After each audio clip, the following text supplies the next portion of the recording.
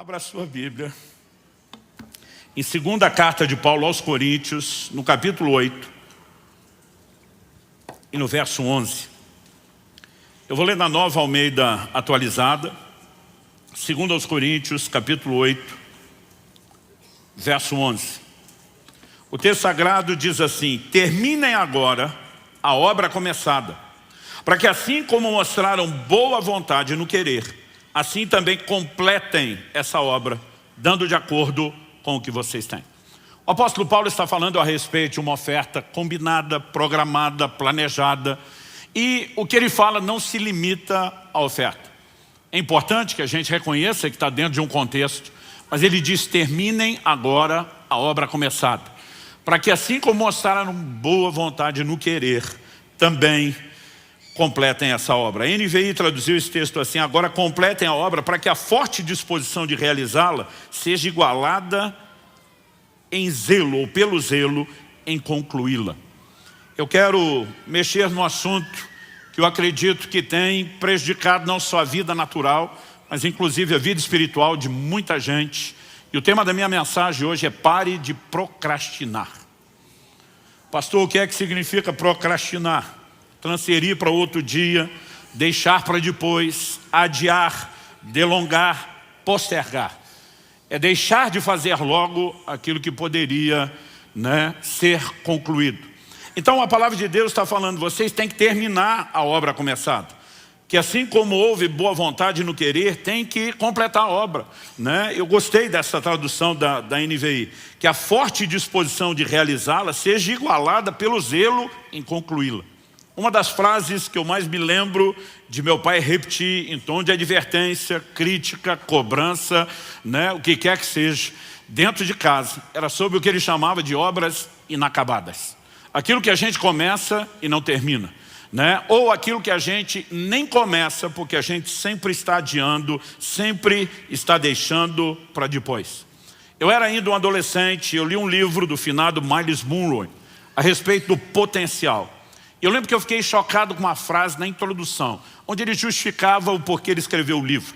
Ele dizia algo mais ou menos assim: depois de 30 e tantos anos, eu não consigo talvez ser preciso em lembrar as palavras, mas ele falava algo mais ou menos assim: os maiores depósitos de riqueza do mundo não são as minas de diamante ou ouro da África, nem os poços de petróleo do Oriente Médio, nem os minérios da Amazônia. Ele dizia: na verdade, eles podem ser encontrados perto da sua casa.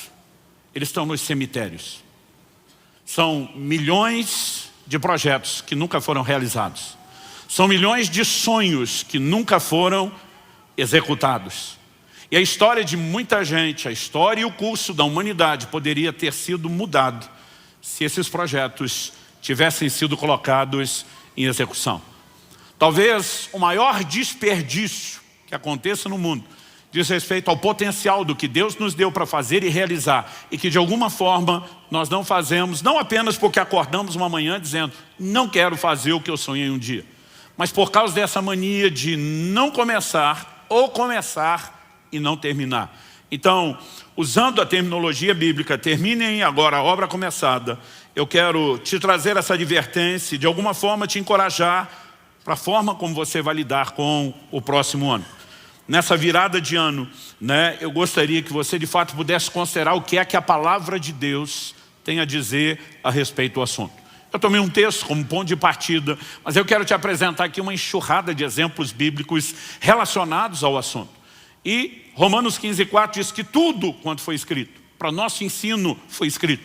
Todo esse volume, acredite, eu não estou esgotando o que a gente poderia conversar, todo esse volume de exemplos bíblicos registrados estão lá, como diz 1 Coríntios, capítulo 10, verso 11, para nosso exemplo, para nossa advertência. Então que a gente possa ouvir a palavra de Deus. Estava conversando com a família ontem sobre o assunto que iria pregar. Meu genro fez uma observação.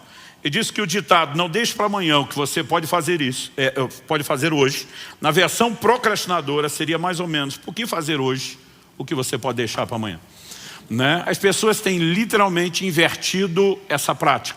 Então eu quero chamar a atenção da sua parte para algumas situações registradas na Bíblia onde houve procrastinação. A primeira delas que me chama a atenção está em Gênesis, no capítulo 19. Eu quero ler dos versos 12 a 16. Eu vou passar rápido, eu vou ler rápido os textos. Não vou esperar você abri-los. Se você quiser, pode ir tomando nota, né? Porque a gente tem que derramar esse volume de informação e conteúdo em menos tempo. O texto diz assim: então os homens aqui são os anjos enviados para destruir Sodoma e Gomorra. Então os homens disseram a Ló, sobrinho de Abraão: você tem aqui mais alguém dos seus, genro, filhos, filhas, todos quantos você tem na cidade, faça-os sair daqui, pois vamos destruir esse lugar. Porque o seu clamor tem aumentado, chegando até a presença do Senhor, e o Senhor nos enviou a destruí-lo. Então Ló saiu e foi falar com os seus genros, os que estavam para casar com as suas filhas. Ele disse: levantem-se, saiam desse lugar, porque o Senhor vai destruir a cidade. Mas eles pensaram que Ló estava brincando. Para pensar que Ló estava brincando, tinha trollagem desde os tempos antigos. O texto continua e diz assim: ao amanhecer os anjos apressaram Ló, dizendo: levante-se, pegue a sua mulher e as suas 2 filhas que aqui se encontram, saia daqui, para que você não morra quando a cidade for castigada. Como, porém, ele se demorasse, aqueles homens o pegaram pela mão, a ele, a sua mulher e as 2 filhas, sendo-lhe o Senhor misericordioso, e o tiraram e o puseram fora da cidade. Gente, como alguém que é visitado por anjo recebe a notícia: isso tudo vai ser destruído, some daqui, chispa, desapareça, precisa ficar sendo pressionado, cobrado e no final arrastado para fora da cidade, pela misericórdia de Deus. O que leva alguém a agir dessa forma? Nós não estamos falando de um camarada que atrasou se preparando para um casamento, para algo assim. É simplesmente a hora de alguém gritar: salve-se quem puder, e você simplesmente corresponder a um comissionamento divino. Mas de alguma forma existe no ser humano uma inclinação e uma capacidade a protelar, até mesmo em coisas urgentes e de extrema importância, né? O que é que será que levou Ló a demorar? Será que é o fato de não ter conseguido convencer os genros e talvez tentar mais? Será que era talvez uma demonstração de apego àquilo que era material, imaginando: eu vou perder isso tudo, e de repente o coração está preso naquilo? Nós sabemos que sua mulher agiu assim, porque ao saírem da cidade o anjo diz: não olhe para trás, e a mulher de Ló desobedeceu e olhou para trás. Mas embora a Bíblia não seja clara sobre o motivo dessa relutância em salvar a própria vida, é evidente que o camarada está sendo lento a ponto de ser cobrado, apressado e depois arrastado para fora pelos anjos de Deus. O que o leva, né, o levou a agir assim, o que leva as pessoas a agir assim. Eu quero te dar um outro exemplo bíblico. Êxodo capítulo 4, de 24 a 26, fala de um momento onde Moisés, para quem o Senhor apareceu na sarça e o envia de volta ao Egito com a missão de libertar o seu povo de Israel. Agora ele pega a família, ele está na viagem para o Egito para executar uma missão que recebeu de Deus. E olha o que esse texto diz: estando Moisés no caminho, numa estalagem, o Senhor o encontrou e quis matá-lo. Então Zípora pegou uma pedra afiada, cortou o prepúcio de seu filho e com ele tocou os pés de Moisés e disse: sem dúvida, você é para mim um marido de sangue. Assim o Senhor o deixou. Ela disse: marido de sangue, por causa da circuncisão. Gente, nós sabemos que Deus não é bipolar. Os capítulos 3 e 4 de Êxodo mostram Deus convencendo Moisés a corresponder ao seu chamado. Deus o envia ao Egito porque quer usá-lo. Agora, no meio do caminho, Deus aparece na estalagem para matá-lo. Então, será que Deus não estava decidido sobre o que queria? Evidente que Deus sabia muito bem o que queria. Mas a partir do momento em que Moisés se dispõe e diz: eu atendo o seu chamado e vou, Deus diz: bonitão, se você vai fazer a minha obra, é do meu jeito e não do seu. Havia uma aliança firmada com Abraão, o primeiro patriarca, de que todo macho na família tinha que ser circuncidado. Essa aliança vem sendo guardada e obedecida por gerações, por séculos. E por algum motivo, nós vemos que Moisés não circuncidou seu filho. Eu vou te dizer o que esse texto me faz pensar. O motivo é que ele se casou com uma mulher gentia. Não era parte da cultura daquele povo circuncidar o filho. Nós estamos falando de uma cirurgia para uma criança. Eles faziam isso aos 8 dias de idade, né? O momento onde a cicatrização está assim, praticamente no nível da perfeição para acontecer. Deus estabeleceu a hora de fazer a cirurgia. Agora tente imaginar a mamãe que não conhece a cultura, que talvez não conhecesse a Deus, não da forma como aquele povo conhecesse. Descobrir que agora o marido com quem ela casou quer mutilar o filho. numa cirurgia sem anestesia, sem asepsia, sem analgésico, sem anti-inflamatório nem antibiótico. Eu imagino que aquela mulher enlouqueceu. Ela deve ter se colocado entre o filho e Moisés e falado alguma coisa do gênero, só por cima do meu cadáver. E o Moisés, talvez, para não criar uma situação dentro de casa, disse, tá bom. E ele simplesmente vai deixando e deixando. E agora, quando Deus aparece e vem para cima dele, a mulher entende. O texto não é claro sobre o que Deus está falando com ele, mas a mulher entende, corre circuncidar, mas ainda assim joga na cara de Moisés, você é um marido sanguinário, você me obrigou a fazer isso. Eu percebo muita gente protelando e procrastinando decisões importantes, porque simplesmente não conseguem unir a família em torno de um projeto, de entender a importância de algumas coisas, e elas não percebem o que elas realmente estão fazendo. Talvez Moisés pensou, estou evitando um conflito e criando um com Deus. Não tem nada de sábio nem de inteligente nisso. Daqui a pouco eu falo sobre a questão da circuncisão. Segundo Crônicas, capítulo 24, de 4 a 6. A Bíblia fala da restauração do templo nos dias do rei Joás. E o texto diz assim, depois disso Joás decidiu restaurar a casa do Senhor.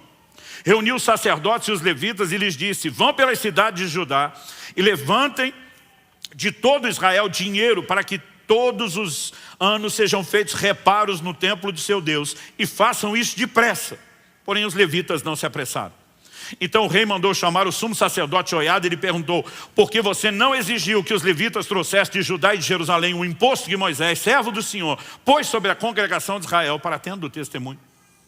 O que leva a Joiada, os demais sacerdotes e todos os levitas a não obedecer um comando tão claro do rei? Para não apenas executar a tarefa, mas o rei diz, e façam depressa. Mas a Bíblia diz, nenhum deles se apressou. Eu fico me perguntando, o que é que passou pela cabeça dessa tribo sacerdotal? Será que o pensamento foi, quem decide as coisas do ministério somos nós e não ele? Será que eles simplesmente estavam no lugar de uma incapacidade de perceber que quando eles mesmos é que deveriam ensinar a lei de Moisés, o rei está cobrando que o que Moisés determinou na lei por direção de Deus seja feito? Eu não sei exatamente o que foi, mas de alguma forma a procrastinação está ali, né? E o rei precisa interferir para que o projeto seja executado. Quando chegamos no Novo Testamento, eu não vou me estender muito nesses exemplos, eu quero apresentar mais alguns que são desculpas que foram dadas a Jesus. Lucas capítulo 9, de 59 a 62, diz assim, a outro Jesus disse, siga-me. Mas ele respondeu, Senhor, deixe-me ir primeiro sepultar meu pai. Mas Jesus insistiu, deixe que os mortos sepultem os seus mortos. Você, porém, vá e anuncie o reino de Deus. Outro lhe disse, Senhor, quero segui-lo, mas permita que antes disso eu me despeça das pessoas da minha casa. Mas Jesus lhe respondeu, ninguém que põe a mão no arado e olha para trás é apto para o reino de Deus. Há uma série de especulações entre os estudiosos e os comentaristas bíblicos sobre o que significa a frase, deixe-me ir primeiro sepultar meu pai. Mas é praticamente um consenso, ninguém acredita que o pai tinha acabado de morrer.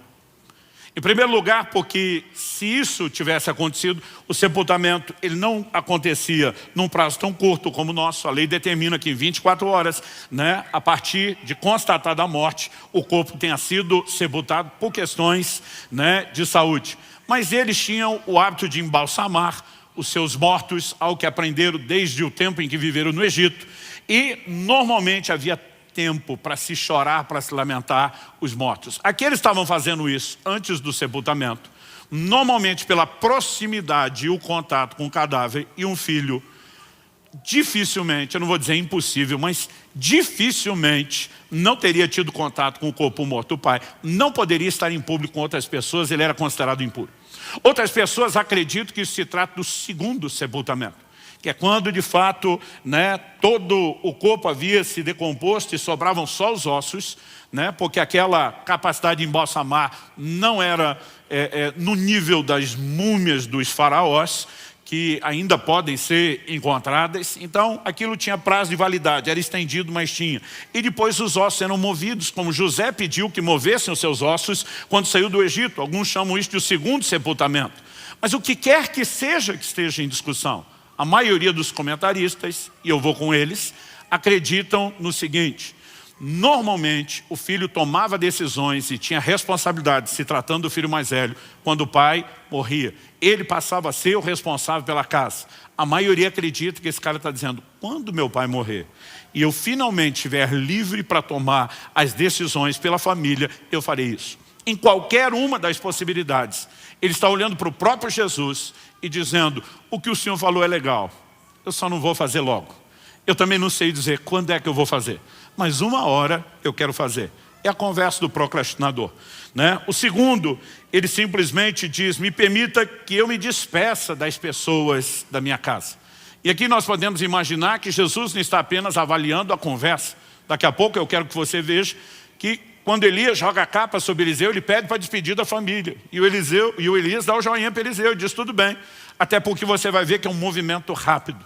Aqui nós podemos imaginar, né, que o Senhor está lendo o coração da pessoa e não apenas a sua resposta. Mas igualmente Jesus diz, aquele que põe a mão no arado e olha para trás, não é apto para o reino de Deus. E eu percebo que várias pessoas, elas demonstram um mix de sentimentos que acabam falando mais alto do que as suas prioridades. O que eu sinto sobre minha casa, o que eu sinto sobre a família, o que eu sinto sobre os meus projetos. E mesmo diante de um chamado direto da boca do próprio Senhor Jesus, elas têm dificuldade de estabelecer e definir as suas prioridades. O contraste desses exemplos bíblicos de gente procrastinando são textos, eu quero dividir isso em dois grupos, situações onde a Bíblia registra que não houve procrastinação. Nesse grupo que não procrastinou, eu quero dividir os exemplos em dois, subdividir em dois grupos. Os que agiram imediatamente e aqueles que refletiram antes de agir, mas também não demoraram para agir.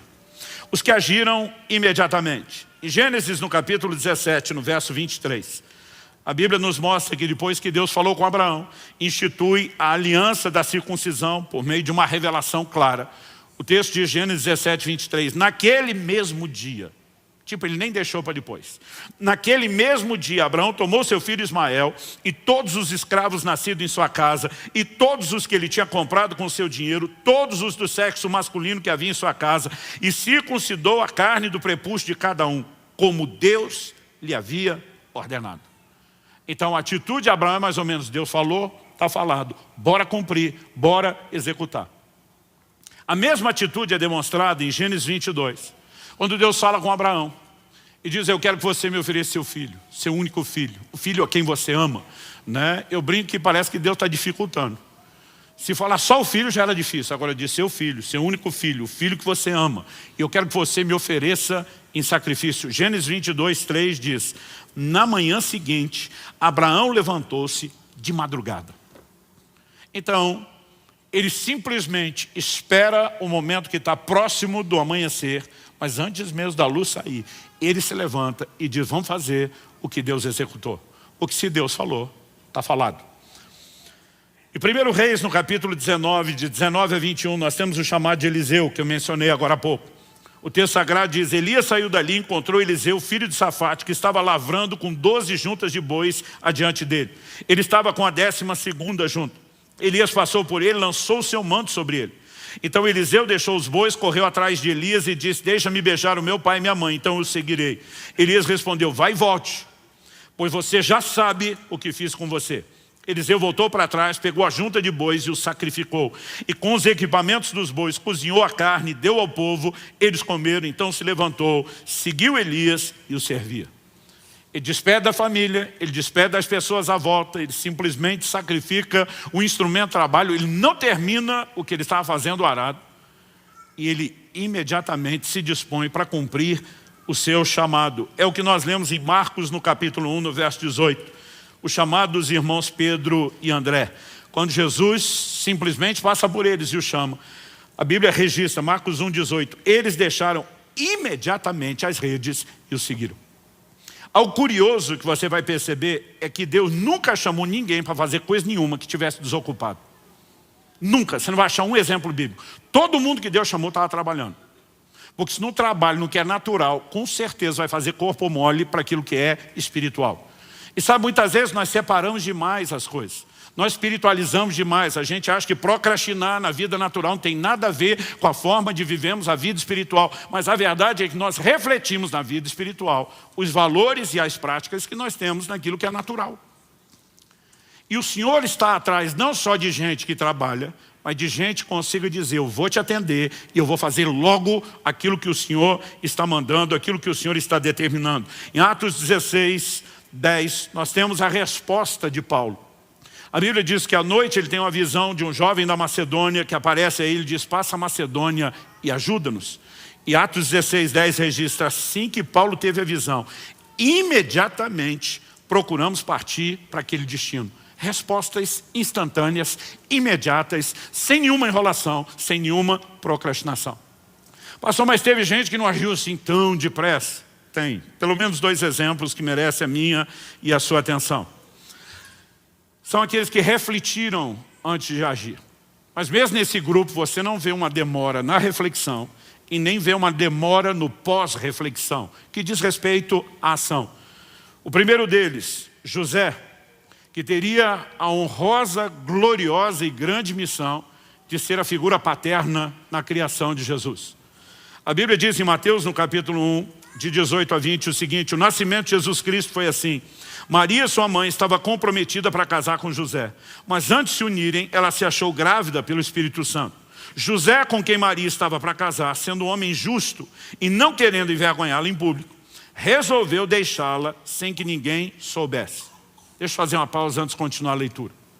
Você acha que a primeira coisa que passou na cabeça de José é, minha noiva prometida a mim, viveu uma experiência sobrenatural que nunca aconteceu antes, nem acontecerá depois? A primeira reação de José é simplesmente trabalhar com a lógica. Se ela está grávida, ela não foi fiel. Mas a Bíblia diz que porque ele era justo, ele simplesmente toma a decisão. Eu vou deixá-la em silêncio. Eu não quero que ela seja difamada.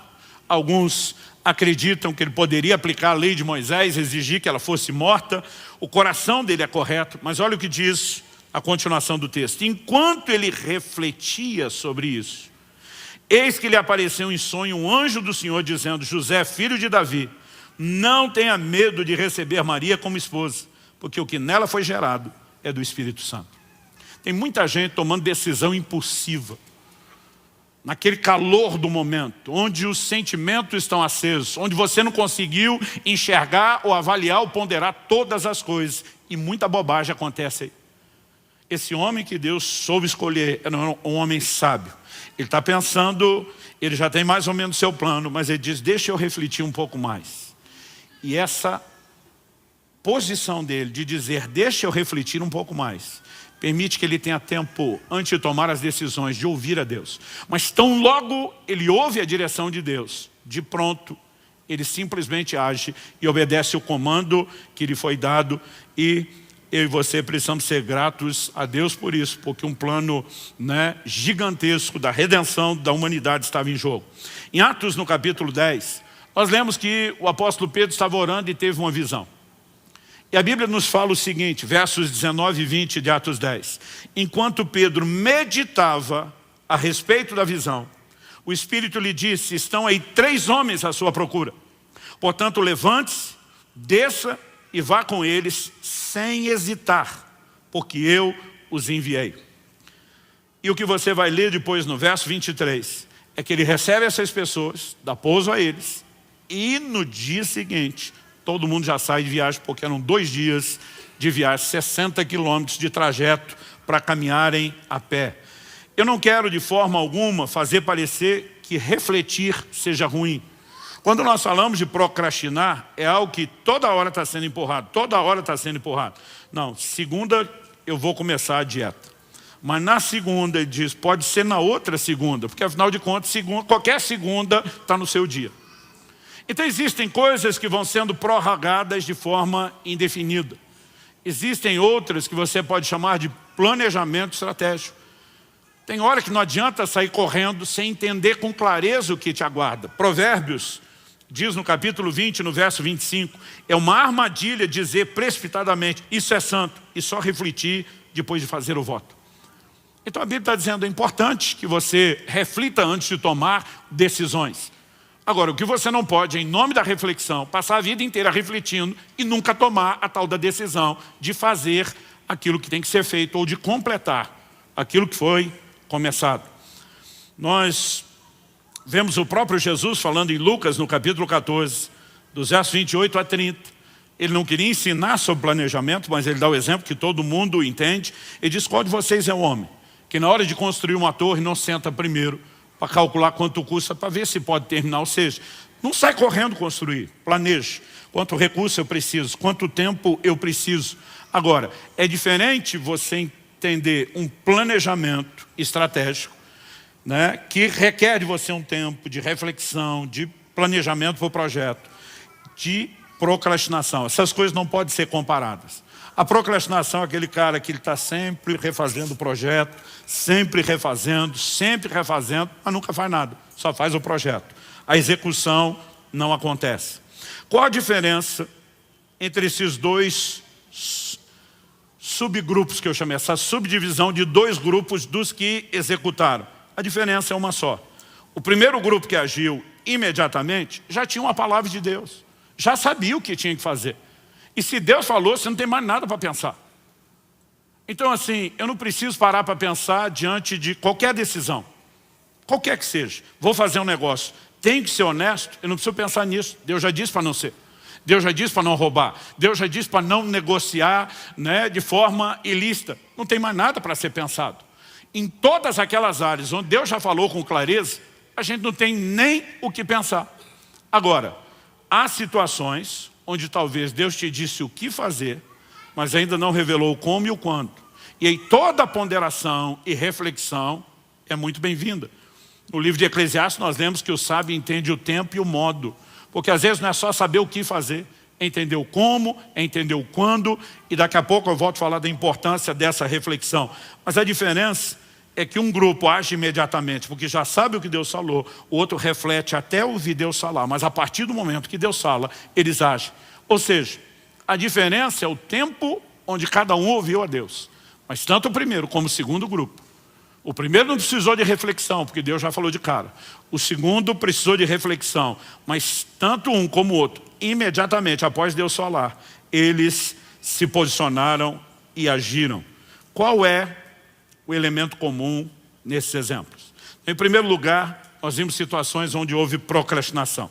Em segundo lugar, nós vimos as situações, alguns exemplos bíblicos, onde não houve a procrastinação e dividimos o grupo no que agiu. O primeiro grupo que agiu rapidamente e o outro que refletiu para executar depois. Mas o que é que nós temos em comum em todos os exemplos? Dos que procrastinaram e dos que não. E dos que não, sejam os que agiram depressa e os que refletiram. O que é que nós temos em comum nessas três situações que foram avaliadas? Eu não sei você, mas eu gosto muito de estudar a palavra de Deus procurando padrões. Aquilo que se repete. E nós temos um padrão aqui. E o ponto em comum é a voz de Deus. Quando você olha para o primeiro grupo de gente que procrastinou, o que você tem pode ser resumido dessa forma: gente que não deu ouvidos à voz de Deus. Ló, em relação à direção dada por meio dos anjos, está relutando. O que significa a palavra anjo? Mensageiro. São enviados da parte de Deus. Vieram com uma mensagem de Deus, com uma missão de Deus. Mas Ló está demorando em corresponder com aquilo que Deus, por meio dos anjos, falou.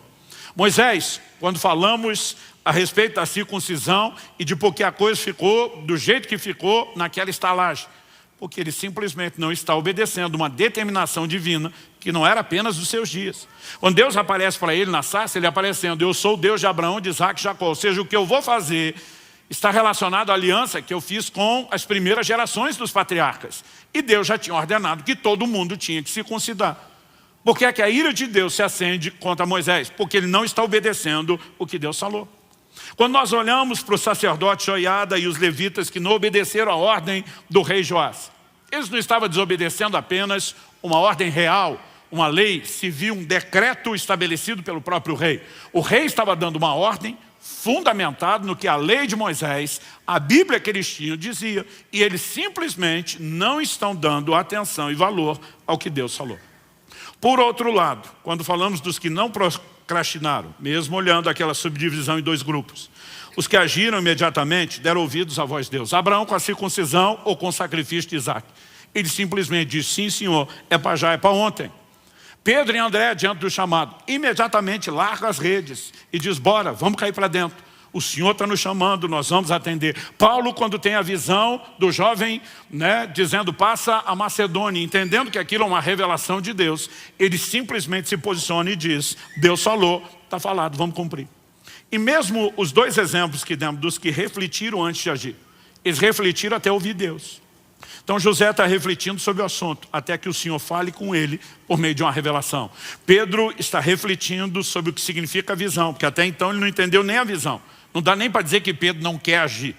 Ele precisa saber o que fazer. Mas tão logo o Espírito Santo fala, 2 homens, 3 homens estão aí à porta. Vá com eles sem hesitar, nada duvidando. O Pedro simplesmente sai e vai obedecer aquilo que Deus fez. Ou seja, o ponto em comum é, o que Deus disse está sendo ouvido, o que Deus falou está sendo executado.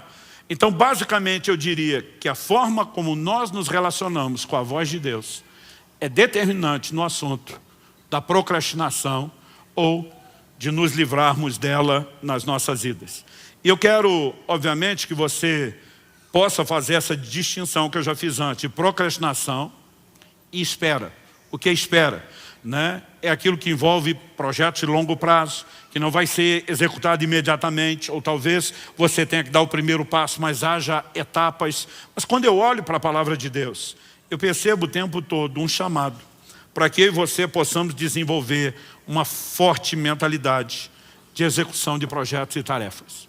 Olha o que a Bíblia diz em Gênesis, no capítulo 2, no verso 2, falando sobre Deus na criação. E havendo Deus terminado no 7º dia a sua obra que tinha feito, descansou nesse dia de toda a obra que tinha feito.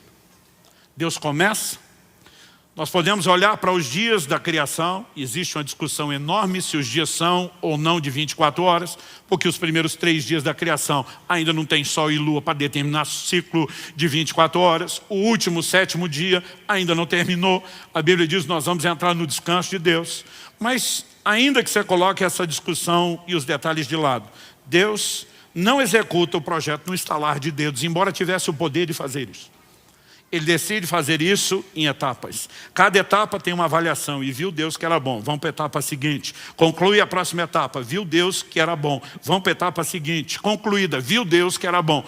E no final, quando completa tudo, agora é a hora de descansar. Eu acho engraçado uma turma que mal fez nada na vida e já quer descansar.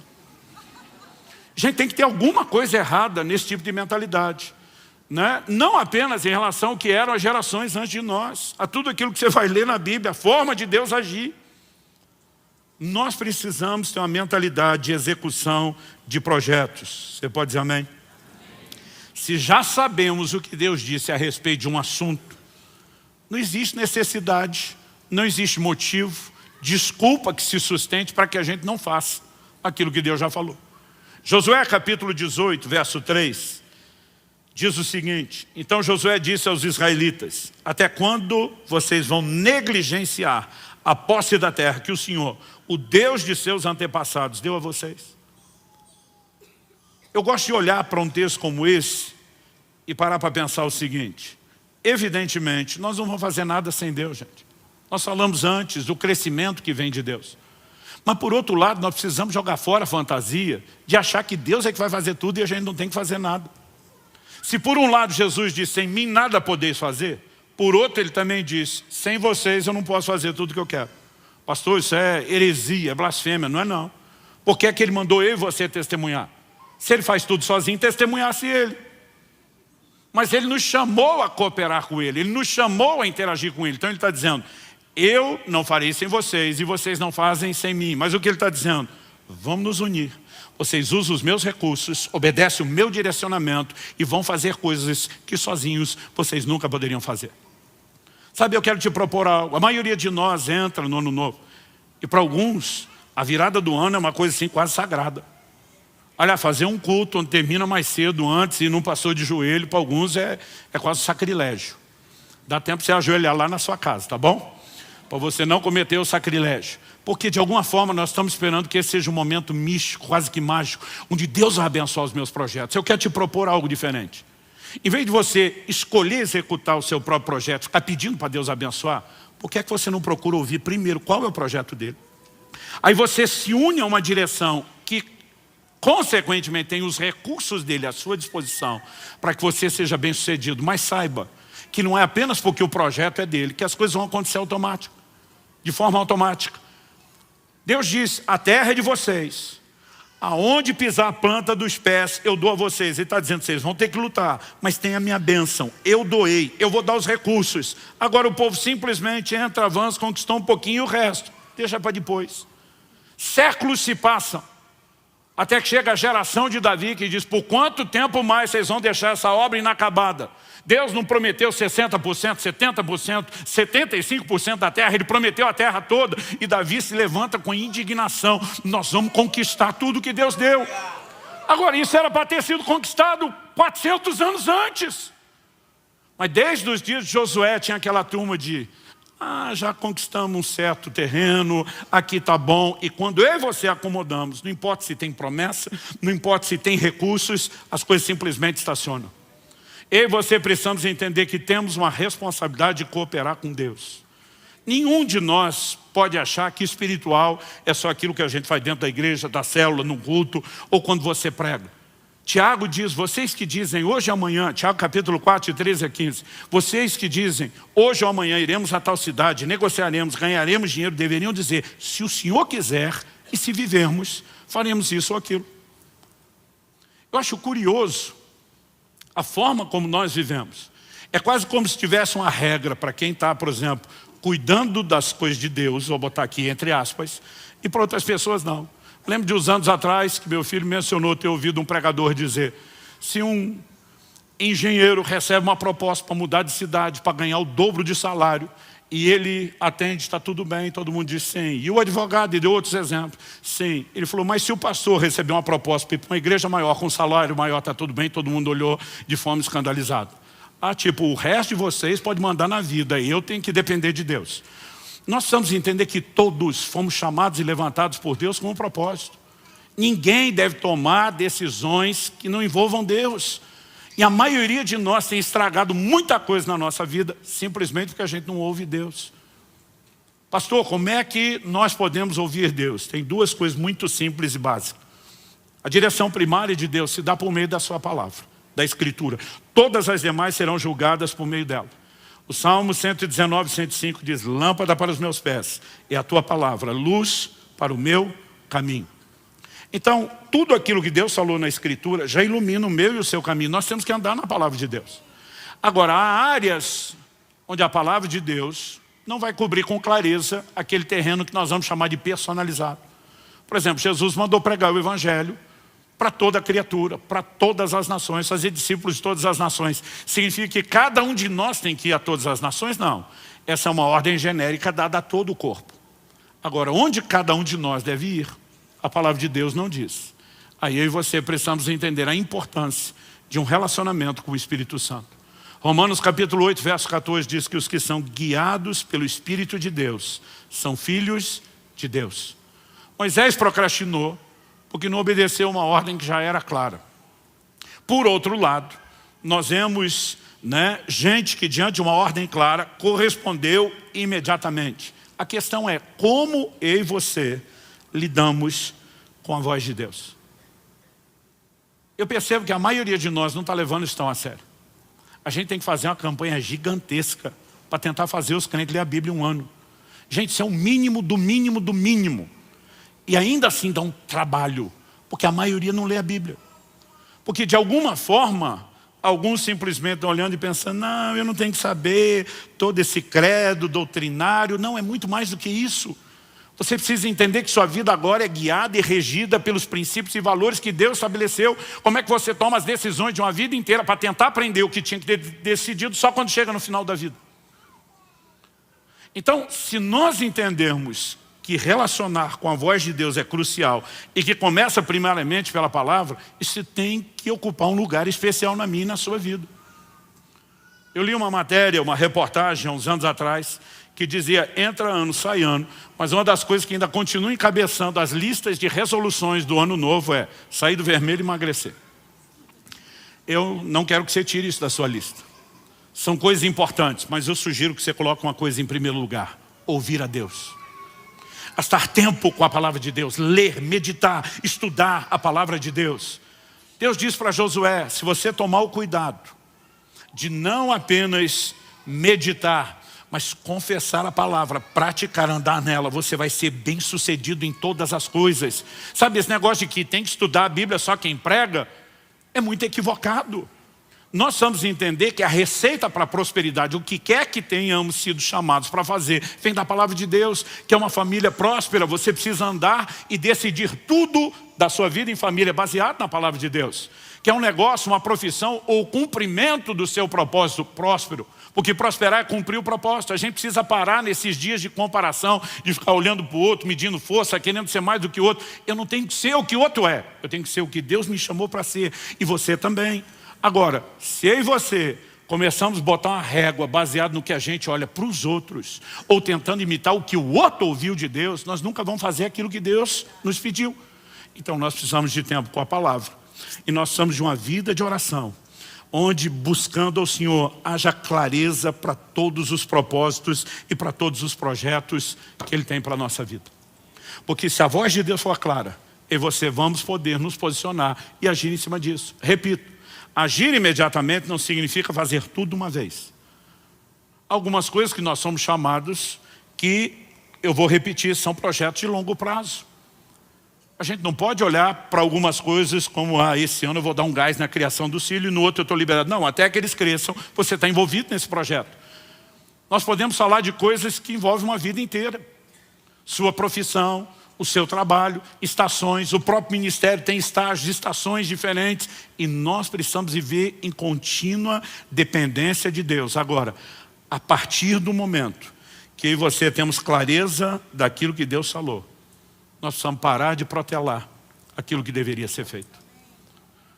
Porque, infelizmente, muitos de nós poderíamos estar enriquecendo o mundo, enriquecendo a vida de muita gente, não só espiritualmente, mesmo no âmbito natural.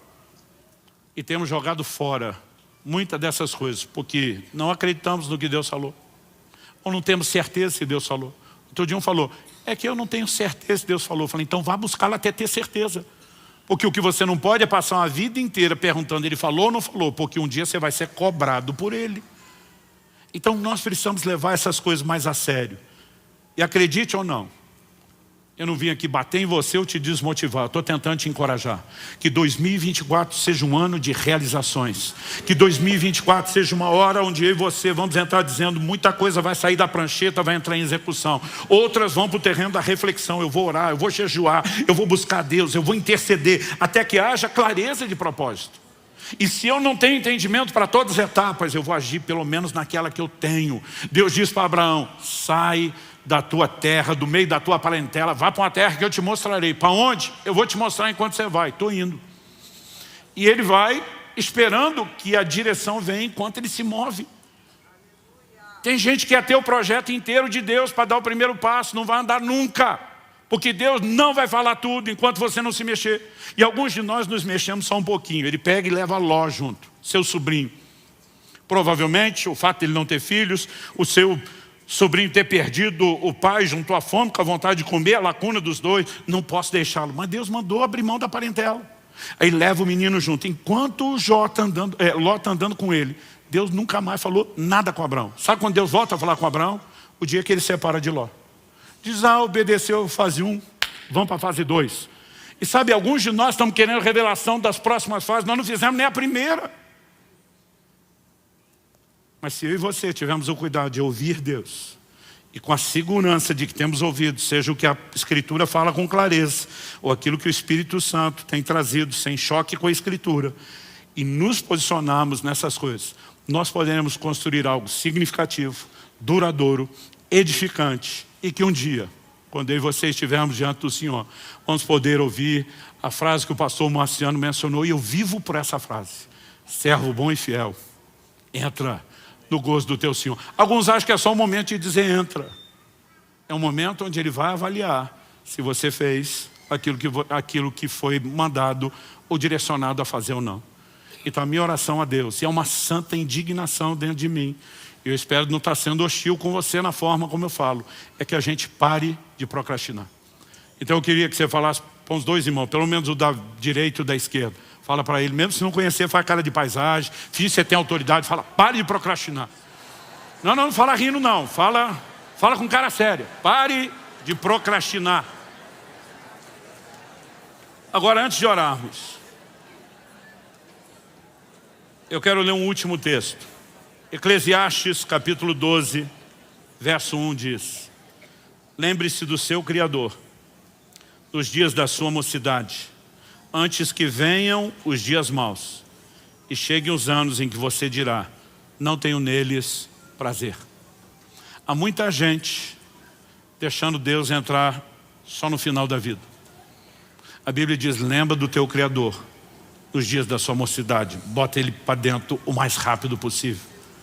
Porque vai chegar um momento, onde mesmo que Ele entre, você vai se arrepender profundamente, pelo fato de tê-lo deixado entrar só no fim. Sem contar aqueles que acham que vão deixá-lo entrar depois, e descobrem que não teriam todo esse tempo, e quando descobrem, no momento da sua morte, já não há mais nada para ser feito. Eu não quero apenas falar sobre a execução dos seus projetos e terminar sem mexer no que é primordial. Se você está aqui hoje, não importa se você está aqui a primeira vez num culto, numa igreja evangélica, né, ou se já tem frequentado aqui ou outras igrejas, você que nos acompanha na transmissão, se você ainda não entregou sua vida a Jesus, meu apelo, número 1, pare de protelar a decisão mais importante da sua vida. É a sua eternidade que está em jogo. E honestamente, meu querido, não é Jesus que precisa de você. É você que precisa dele.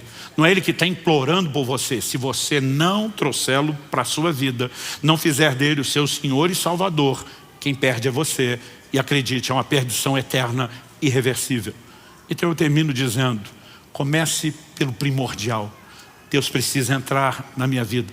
Talvez você precise tomar a decisão de entregar sua vida a Cristo ou de se reconciliar com Ele. Nós estamos felizes que, como foi dito, né, tantas pessoas entrando na casa dos milhares entregaram a vida a Jesus esse ano aqui. Mas nós queremos ver muito mais gente sendo chacoalhada e parando de procrastinar a decisão mais importante de dizer, eu vou me render a Cristo. E antes de terminar a reunião e o culto e antes de orar com os demais, eu quero fazer a pergunta. Há alguém aqui hoje que precisa entregar sua vida a Jesus, não fez, sabe que Deus está chamando e quer tomar essa decisão? Nós queremos orar com você agora. Nós não vamos deixar isso para o ano que vem. Nós queremos ajudá-lo na sua decisão mais importante. E antes de chamá-lo, eu quero que você saiba, né, toda essa gente que está aqui está torcendo por você, está orando por você. Ninguém está julgando você, pelo contrário, a gente faz festa, porque Jesus disse que a festa nos céus, quando o pecador se arrepende, a gente faz festa aqui também. Então, se alguém que precisa dessa decisão hoje, eu nem vou gastar tempo implorando, né, para que você tome a decisão. Você sabe, está consciente, foi tocado por Deus. A Bíblia diz, se hoje ouvides a sua voz, não endureça o coração. Interessante que Deus trata a salvação sempre hoje, nunca é para amanhã. Não tem procrastinação para isso. Hoje é o dia aceitável, hoje é o tempo da salvação. Se hoje ouvides a sua voz.